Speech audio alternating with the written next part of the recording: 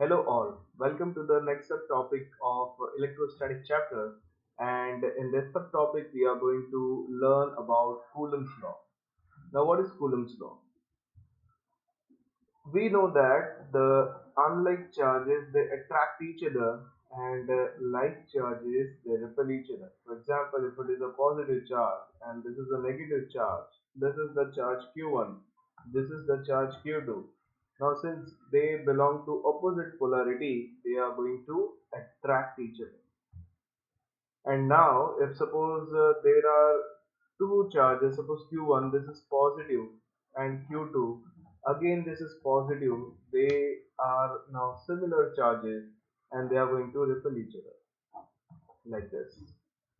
Also if suppose I consider the charge Q1, I consider another charge Q2, then this is suppose negatively charged, this is again negatively charged, then again they are going to repel each other, right? So this attraction and repulsion contains one type of force. What it contains? One type of force. Now this is called as attractive force and this are called as repulsive force. This is what a force of attraction or force of repulsion. Now how much is the value of this force? We know that force that is equal to mass into acceleration. What we know, the formula of force is equal to mass into acceleration. Now acceleration means what? Acceleration means the object it is in motion. But in electrostatic, what is the definition of electrostatic? What do you mean by electrostatic? Electrostatic is the branch of physics which deals with the study of electric charges which are at rest, which are not moving. That means acceleration will be equal to what? Zero. If suppose the object it is at rest, that means acceleration it is equal to zero. So the object is not moving, object it is at rest, acceleration is zero, but then force will be zero as per this formula. If acceleration is zero, force will be zero. But we are observing, we are experiencing one force which is attractive force, which is repulsive force. We are experiencing that force. That means we know that the unlike charges they attract each other, the like charges they repel each other. Now we should have one formula for force as per this electric charges concepts. Now scientist Coulomb came into picture and he gave his law, and that is called as Coulomb's law for electrostatics. Coulomb's law of electrostatics or Coulomb's law for electric charges which are at rest, which are not moving. Okay. So let us see what is the statement of the Coulomb's law. So Coulomb's law states that if suppose there are two charges, for example, this is that charge plus Q1 and this is another charge plus Q2, then these two charges are going to repel each other. Now whatever, this is what the first form is, the scalar. Scalar means we are not interested in direction. We are not interested in direction. That means we are not interested in whether it is what attractive force or it is what a repulsive force. In vector format, we will be interested in the value of the direction. That means we should know whether it is an attractive force or it is a repulsive force, right?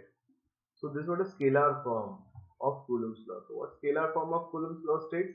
The force of attraction or repulsion. It can be attraction or repulsion. The force of attraction or repulsion, it is directly proportional to the product of the charges, that is Q1 multiplied by Q2. This is the first point.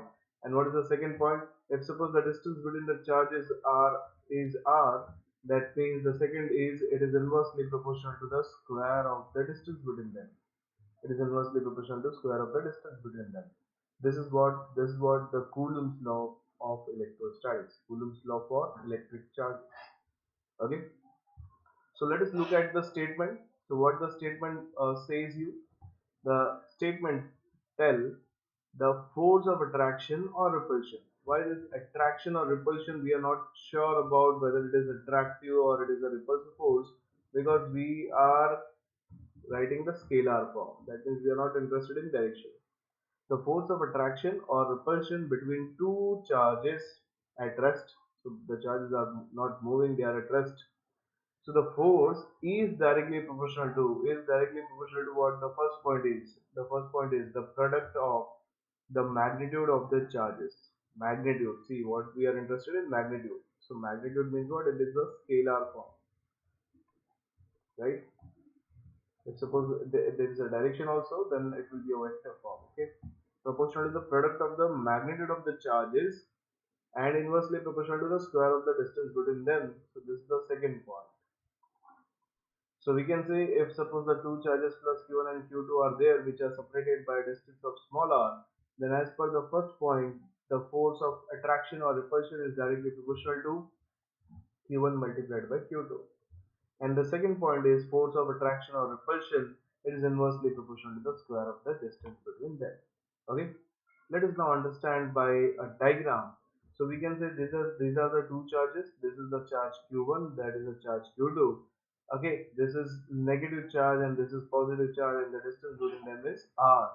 Then there will be a force of attraction. The negative will be getting attracted towards the positive charge, while the positive charge is going to get attracted towards the negative charge. While in the case two, if both the charges are positive, then there will be a repulsive force, and the distance between them again it is what r. Again, in case 3, if suppose both are negative charges, then there will be a repulsive force, and the distance between them is what? Again, still r. That means the charges are not in motion. If suppose the charges are in motion, that means it is the concept of current electricity. Okay, so in electrostatics, the charges are not going to move. The charges will be at rest. Okay, so this is all about the Coulomb's law of electrostatics.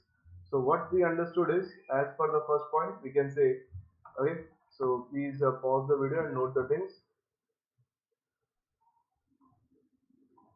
What we can say is, we can say the first point, we can say mathematically, after writing the statement, we can write mathematically, it can be expressed as, it can be expressed as, okay. The first point, what was the first point? The force of attraction is directly proportional to the product of the magnitude of the charges. So this is what q1 into q2. The second point is the force of attraction or repulsion is inversely proportional to the square of the distance between them. So if suppose this is the charge q1, this is the charge q2, we are not interested in whether it is positive or negative, we are going to consider only the magnitude, and the distance between them is what? R. Then if suppose this is positive, this is negative, then there will be an attractive force. If they are similar charges, there will be a repulsive force. And that force is given by the product of the magnitude of the charges and inversely proportional to the square of the distance between them. That means Coulomb's law of electrostatics follows inverse square law. Coulomb's law of electrostatics follows inverse square law.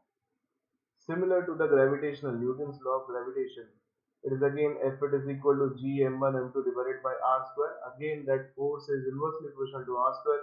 That means again it follows inverse square law. So if I combine this to equation as per equation 1 and 2, as per point 1 and 2, this force will be directly proportional to what? Q1 Q2 divided by r square. Q1 Q2 divided by r square. And if suppose if I remove the proportionality, there will be a constant k. So this k is the constant of proportionality. What is k? K is constant of proportionality. Constant of proportionality.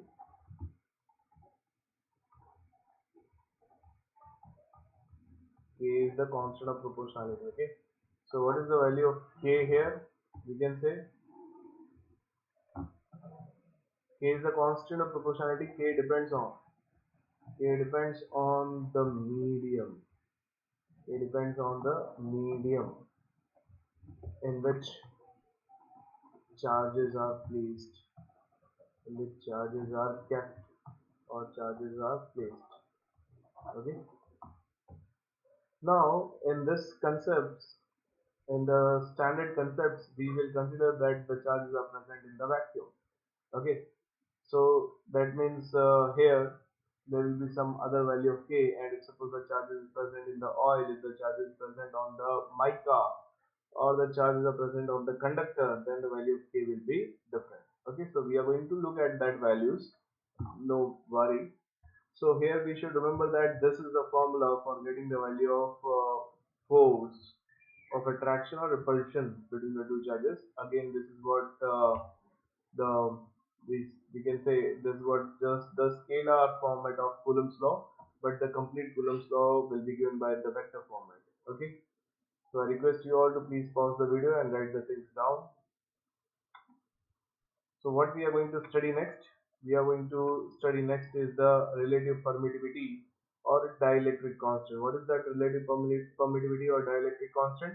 It depends on the value of K. Okay, that is the proportionality constant. Now you understood in the Coulomb's law. Okay, thank you so much all of you for paying attention.